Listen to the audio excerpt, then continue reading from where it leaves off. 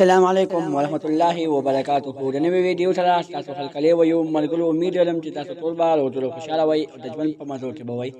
ملګرو، نن په دې ویډیو کې تاسو سره یو بل د ظلم خبر را مخې ته کوو چې یو خپله سږه لور راباسېدلې ده او خپله سږه مور یې د بېدردۍ سره قتل کړې ده.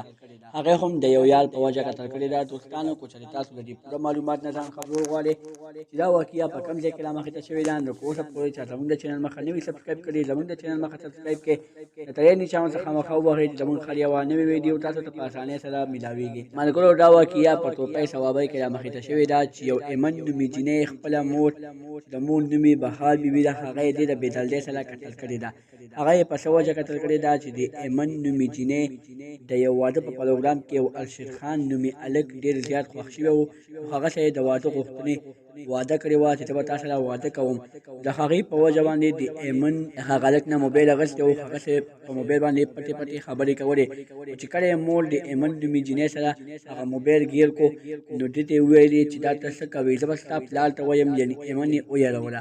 نو ایمن په یارې په حالت کې مور ته دمکي ورکړله چې که تا زما پلار ته وویلې نو زه به تا مړه کړم. خو چې کله هم شو پلار ته یې ونه ویلې، خو ایمن غوسه په زړه کې وه. ایمن چې کله سهار راپاڅېده، مور ورته وویلې چې موبایل دې ماله راکړه او چارج الس ورسره ماله راکړه. نو د ایمن چینۍ ورته ویلې چې زه تا له هېڅ هم نشم ډل کولی. د دې په وجه باندې ایمن له غوسه ورغله او تمانچه یې راواخېسته. اول یې مور د شا د اړخه په تمانچه باندې ویشتله، بیا یې پرې د مخې نه په مړۍ باندې زور وکړو او په چاقوانو باندې یې ووهله. دوستانو، چې کله دا حادثه مخې ته شوه، نو دا بیا وتښتېده او خپل یار ته یې رینګ وکړو، یعنې الشیر خان ته یې رینګ وکړو چې راځه ما ورته به واده وکړو. خو چې کله الشیر خان په پنډۍ کې کار کولو، هغه یې راوغوښتلو.